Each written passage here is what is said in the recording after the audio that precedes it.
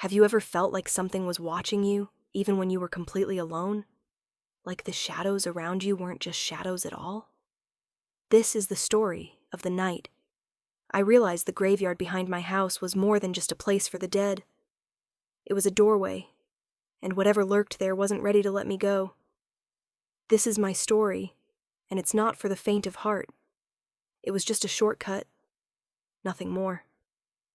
I used to take it all the time, cutting through the Willow Ridge Cemetery on my way home from work. The sun was dipping low, the sky stretched in fading oranges and purples, and the air had that sharp edge to it that always made me shiver, even in summer. There was something about that place, a quiet stillness, like it was holding its breath. Not a place most people like to go after dark. But I wasn't scared. Not really. That evening I was tired. Another long shift at the diner, my feet aching, my mind wandering. I wanted to get home, crawl into bed, forget the day. The cemetery seemed like a shortcut, cutting minutes off the walk, and I'd taken it before without incident. But this time, as I pushed open the old iron gate, the hinges groaning just a little too loud, something felt different. Off the gravestones, weathered and leaning, stretched into the distance. Fog was beginning to roll in, just a thin veil that made everything blurry around the edges. And that's when I saw it. A fresh patch of earth, darker than the rest. A mound of soil that hadn't been there the day before. My heart caught in my throat. I stepped closer. No flowers, no candles, no cross or marble marker. Just this heap of dirt, uneven and freshly disturbed.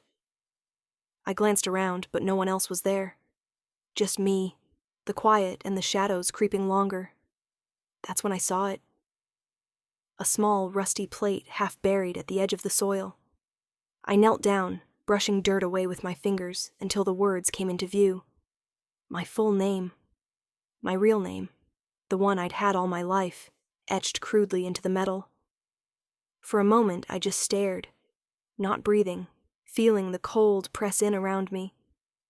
It had to be a joke, right? Some cruel prank? But the grave looked too real. The soil was fresh. The plate was heavy with rust and age, and there was an odd weight in the air I couldn't explain. I scrambled back, heart pounding, half expecting someone to jump out and laugh. But there was only silence. The wind whispered, and somewhere in the distance a crow cawed. I rushed home that night, locking every door, checking every window. But sleep didn't come easy. My mind raced, circling that grave, that plate, that name. What did it mean? Who had dug a grave with my name on it? I tried to tell myself it was just a coincidence. Maybe the name was common. Maybe I was overthinking it. But the unease settled deep in my bones. The next morning, I almost didn't want to go back. But I had to know, had to see if the grave was still there, or if it had been some hallucination born of exhaustion. The sun was low in the sky, the world hazy with dawn light. I pushed open the gate again, slower this time, every sound amplified in the quiet. But when I reached the spot where the grave had been, there was nothing. No mound, no soil turned over, no rusty plate. Just flat earth, covered in dead leaves and old grass like always. I blinked. Maybe I had been mistaken. Maybe I'd imagined the whole thing.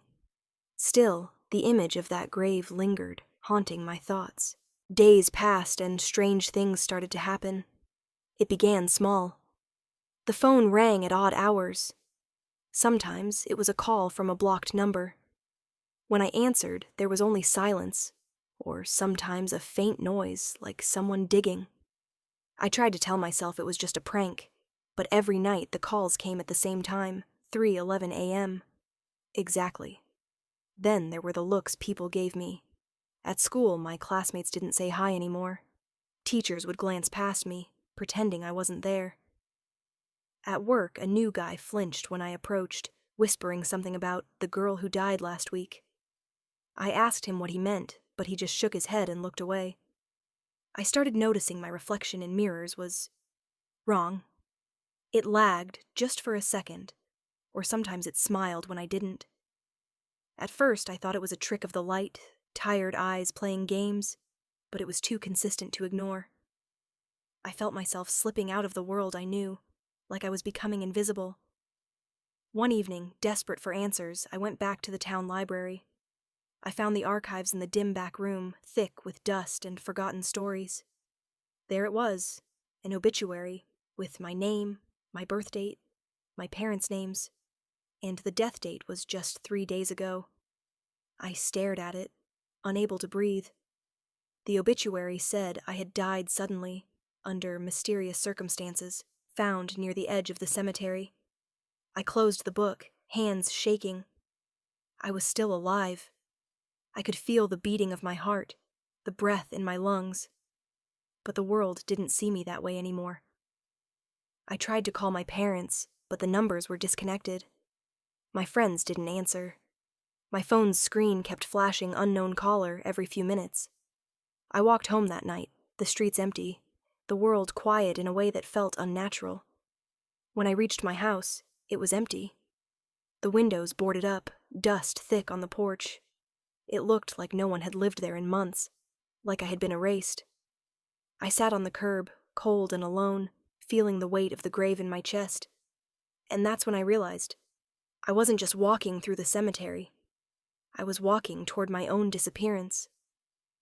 The days that followed felt like I was drifting through a fog, somewhere between being alive and not existing at all. I tried everything to hold on to reality, but it kept slipping through my fingers like grains of sand. I kept returning to the cemetery, drawn like a moth to a flame. The place held secrets, and I was desperate to unravel them before I vanished completely. The morning after I found my empty house, I woke up late, later than usual, and the world felt heavier, darker. I tried calling my parents again. No answer, no voicemail, just dead silence. That night, at exactly 3:11 a.m., my phone buzzed again. Same blocked number. This time, when I answered, I heard something. The slow, steady sound of shovels scraping dirt, earth being moved, and faint whispers. I couldn't make out the words, but the voices felt cold, distant, and urgent. I held the phone tight, heart hammering in my chest, wanting to scream but frozen in place. The call ended as suddenly as it came. I lay awake, staring at the ceiling, trying to convince myself it was a dream. But when dawn finally broke, I knew it was something else. Something that was happening to me. At school, the atmosphere grew heavier. Teachers would glance through me like I was a ghost, and my classmates whispered behind my back, casting furtive glances. One day, I overheard a conversation in the cafeteria. Someone mentioned the girl who died. When I pressed for details, the answer was always the same. You don't remember? She died near the cemetery, found in a grave with no marker. Everywhere I went, it felt like people knew something I didn't, like they were waiting for me to disappear, to finally be gone. I started to notice strange things about myself. Sometimes I would catch glimpses of my reflection, and it wasn't quite right. It lagged behind me, or smiled when I was serious. Other times I'd see a shadow out of the corner of my eye that looked exactly like me, but moved differently. I tried telling a friend about it, but the words caught in my throat, and when I looked up, he was gone. Like he never existed in that moment. My grip on reality loosened. One afternoon, I returned to the cemetery determined to confront whatever was happening. The fresh grave was back, this time with a headstone. My name etched into cold stone, dates confirming my death. The soil around it was disturbed, soft and damp under my feet. As I reached out to touch it, a cold hand shot from beneath the earth, grabbing my wrist. I yanked back, stumbling, heart racing. The graveyard seemed to close in around me, whispers growing louder, voices calling my name. I ran. Back in town, I found a strange man watching me from the shadows, old, with sunken eyes and a worn coat. When I approached, he told me his name was Harris, the last gravedigger of Willow Ridge. His voice was gravelly, but there was urgency behind it. He said the grave was no accident. "It wasn't dug by hands, you can see," he whispered. "Someone isn't meant to walk among the living." I asked what he meant, but he just shook his head. "You're caught between worlds. One must be buried. One must stay." That night I couldn't sleep. My reflection in the mirror was no longer mine. It smiled back with a cruel grin, eyes darker than my own. The line between what was real and what was not blurred. I realized I was running out of time. Days blurred together like shadows in the fog. I felt trapped in a waking nightmare where nothing was certain, least of all myself. The line between who I was and what was replacing me grew thinner every hour. I stopped going to school. There was no point. The whispers followed me everywhere. People pretended I wasn't there, or worse, looked through me like I was a ghost.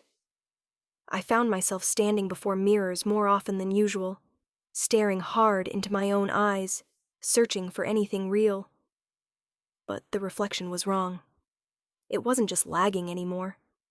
It was mocking me, grinning like it knew a secret I didn't. One night I caught it doing something impossible. It blinked when I didn't. A slow, deliberate blink, like it was waking up while I was fading. I tried to speak to it, but it only smiled wider. The house I thought was mine felt empty. Hollow. Every creak and groan echoed like a reminder I was an intruder in my own life. My belongings vanished one by one, photos, clothes, even my favorite books. My phone stopped working completely. Calls, texts, gone. I was cut off from everyone. I wandered the town, desperate to find someone who remembered me. No one did. Then, one evening, I saw her. The shadow girl. The one who looked just like me, but wasn't me. She was walking down the street, smiling cruelly at everyone she passed. People greeted her like she belonged. She turned to me, her eyes cold and empty. I wanted to scream, to fight, but my voice was gone. I was fading. That night, I returned to the graveyard, drawn by something I couldn't resist. The grave was open, the dirt freshly turned. My name on the headstone glowed faintly under the moonlight. I felt hands gripping me from below, pulling me toward the darkness. I fought, but the pull was relentless. Suddenly, the old gravedigger appeared, chanting words I couldn't understand. The shadow girl stepped forward, placing a hand on the grave. The ground sealed, trapping me inside. Darkness swallowed me whole. And then, silence. I woke up cold. Darkness pressed in from every side, thick and suffocating. I couldn't move. No arms, no legs, just a heavy weight pressing down on my chest. I tried to scream, but no sound came out. I was trapped beneath the earth, inside that grave, buried alive. The silence was absolute, except for a faint whisper that seemed to circle around me, just out of reach. It wasn't a voice I recognized, but it felt familiar, like a warning or a plea. Memories flooded in, sharp and confusing. The phone calls, the shadow girl's smile, the old gravedigger's chant. Had I been dreaming?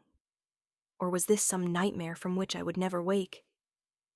I reached out with my mind, trying to connect to the world above, to the people I once knew. But the world had moved on without me. The town was quiet, as if holding its breath. Time lost meaning. Minutes stretched into hours, days into weeks, or maybe it was just moments. I felt my identity slipping away, like a fading shadow dissolving in the light. Then, through the dirt above me, I heard footsteps, slow and deliberate. The earth trembled under heavy boots. The old gravedigger. His voice broke the silence, rough and urgent. "You're not meant to stay here. This isn't your place anymore." I wanted to believe him, to hold on to hope, but my spirit was fraying, torn between worlds. Suddenly, I felt a presence beside me. The shadow girl.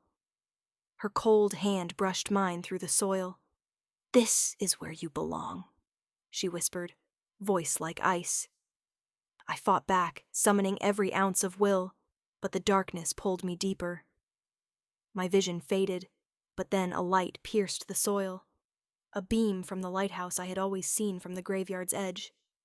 The light was strong, cutting through the darkness, a beacon of hope.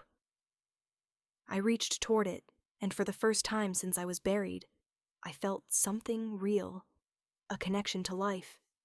But the shadow girl's grip tightened, pulling me back. "You can't escape," she hissed. The old gravedigger stepped forward, raising his hands to the sky, chanting once more. The earth trembled, the grip loosened, and I was pulled upward, toward the surface. When I broke through the soil, gasping for air, the night was still and quiet. The graveyard was empty. The shadow girl was gone, but the feeling of being watched never left. I stood shivering as the lighthouse beam swept across the horizon. Somewhere I knew my story was far from over. I stumbled away from the graveyard, my breath ragged, lungs burning as if I'd been underwater too long.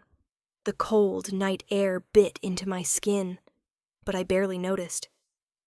My mind was a whirlwind of confusion and fear, tangled between what I had just experienced and the reality I was forced to face. The town felt different, quieter, emptier, as if it had been holding its breath, waiting for something to happen, or maybe waiting for me to disappear completely. I found my way back to the lighthouse, the one that had been my guide through that terrifying night.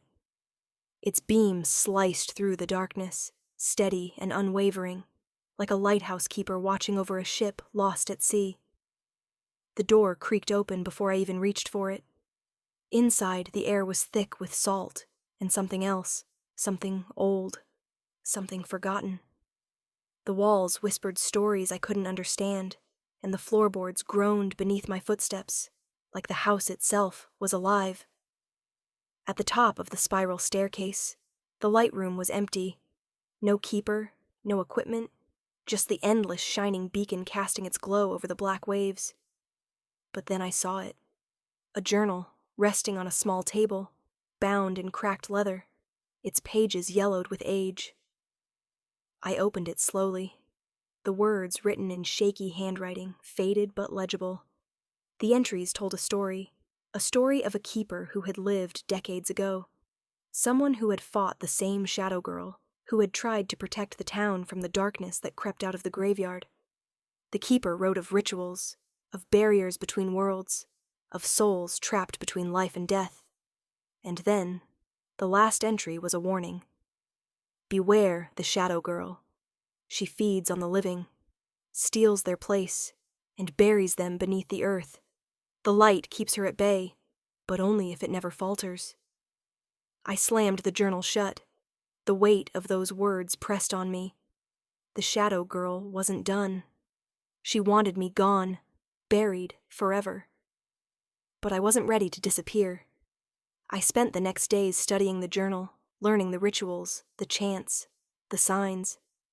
I could feel her presence growing stronger, stalking me in the shadows, waiting for a moment to strike. Each night, the lighthouse beam shone brighter, fueled by my desperate hope. And each night, the whispers returned, calling my name, promising peace in the darkness. But peace was a lie. Because as long as the light shone, I was still alive. Still fighting. Still here. Every night felt like a battle. The shadow girl didn't just lurk in the cemetery anymore. She followed me everywhere, in every corner, every dark hallway, every reflection that caught my eye. Her smile was always there, cold, cruel, and full of promises I didn't want to hear. I tried to keep the lighthouse light in my mind, a beacon of hope, but sometimes I could feel it flicker, like a candle fighting a storm. One night, as I lay awake, the whispers came again, so loud they filled the room. I covered my ears, but they seeped in anyway. Come to us. Rest beneath the earth. I clenched my fists, repeating the chant from the gravedigger's journal, trying to hold on to reality. The words burned my throat, but I refused to give in. I started to see her in my dreams, a shadowy figure standing at the edge of a vast graveyard beckoning me forward. In the dream, I was falling into darkness, until the lighthouse light broke through like a spear, pulling me back. I woke up gasping, drenched in sweat, heart racing. The next day, I decided I needed help. I returned to the town library, digging through old records, newspapers, anything that mentioned the cemetery or the lighthouse. I found an old article about a tragedy decades ago, a young woman who vanished without a trace. They never found her body. Her name was the same as mine. That night, standing beneath the lighthouse's beam, it hit me. The shadow girl wasn't just a ghost or some haunting. She was a version of me. A twisted reflection, born from tragedy and trapped between worlds. I wasn't just fighting for my life. I was fighting for my soul. The boundary between us was thinning. I had to find a way to stop her before she took everything. The days grew darker, the nights longer, as the shadow girl's presence became impossible to ignore. I felt her watching me, her cold eyes burning into my skin whenever I wasn't looking. Sometimes, when I caught my reflection in a window or a darkened mirror, she was there instead of me, smiling, taunting, daring me to lose myself. I started carrying the gravedigger's journal everywhere, clutching it like a lifeline. The words inside gave me hope, but also terrified me, because they hinted at a ritual that could either save me or doom me forever. I debated every night whether to perform it. Could I trust the old chance? Or was this just another trap laid by the shadow girl to break my mind? One evening I returned to the graveyard, the wind cold and unforgiving, the moon a sliver behind clouds. I stood by the grave with my name, now surrounded by wilted flowers, left by someone who knew more than they let on. I whispered the words from the journal, the chant that promised to sever the shadow girl's hold. At first, nothing happened. Then the ground trembled beneath my feet, and a chilling laugh echoed all around me, soft but cruel, like a knife sliding through bone. The shadow girl appeared, her form flickering between solid and smoke. She reached for me, eyes glowing with hunger. I felt a cold rush, like icy water flooding my veins, trying to drag me down. But I held firm, repeating the chant louder, louder, the power of the words cutting through the darkness. Suddenly, the lighthouse beam broke through the night sky, shining directly on the graveyard, bathing everything in its unyielding light. The shadow girl screamed, her form twisting and breaking apart like mist caught in a storm. I stumbled back, breathless, heart pounding. For the first time in weeks, the whispers stopped. The shadows retreated. I was free. Or so I thought, because in the silence that followed, I heard a faint whisper, soft and almost tender. Until next time. I thought the nightmare was over. The shadow girl was gone, banished by the light and the chant. But peace didn't come. Instead, a hollow silence settled around me, thick and suffocating. Days passed, but I felt different, hollow, like a part of me was missing, trapped somewhere between the light and the darkness. I kept checking my reflection. Sometimes it looked back at me with unfamiliar eyes, cold, distant. I blinked, and the eyes softened, but the doubt remained. At night, the wind whispered secrets I couldn't understand. The lighthouse's beam, once a beacon, now felt like a spotlight, exposing me. I avoided mirrors, avoided shadows, but the feeling followed me everywhere, like I was being watched by something just beyond sight. One evening, as I walked past the graveyard, I saw fresh footprints leading from the open grave to the edge of the cliffs overlooking the sea. Curiosity and dread pulled me closer. At the cliff's edge, I found an old locket half buried in the dirt. Inside was a faded photo of a girl who looked just like me. The wind carried a whisper, "You can't run from me." I dropped the locket, heart pounding. I realized then that the shadow girl wasn't just a spirit or a reflection. She was part of me, a dark fragment I could never fully escape. The battle wasn't over. It was only beginning. I tried to live a normal life, but the shadow girl was always there, lurking just beyond the edges of my vision. Every mirror became a gateway, every shadow a doorway. I could feel her presence growing stronger, feeding off my fear and doubt. I started seeing things no one else could see, whispers in empty rooms, footsteps behind me when no one was there, glimpses of that cold smile in every reflective surface. Sleep became a battleground. I was haunted by dreams where she dragged me into the earth, where the graveyard stretched endlessly, and I was trapped, screaming beneath the soil. One night, desperate, I returned to the lighthouse, the one place where the light still held some power. The journal lay open on the table, but the final pages were missing, ripped out, torn away. I realized that the old keeper had known this wasn't a fight that could be won with rituals alone. It was a fight of wills, a battle to reclaim my own soul. As the lighthouse light swept over the sea and land, I stood in the light room, shouting at the darkness to release me. The shadow girl appeared, no longer a distant figure, but a living nightmare, her form solid, her eyes burning with rage. "Give up," she whispered, voice like a blade. "Join me beneath the earth, where nothing hurts anymore." I shook my head, feeling the weight of every moment, every memory I still held dear. "This is my life," I said, voice steady despite the terror. "I'm not yours." The lighthouse beam flared brighter, and for a moment I felt her falter. But then the darkness surged back, stronger than ever. The battle was far from over. The battle between light and shadow raged inside me, every second stretched thin like a thread about to snap. The shadow girl circled, relentless, a whisper of death and despair.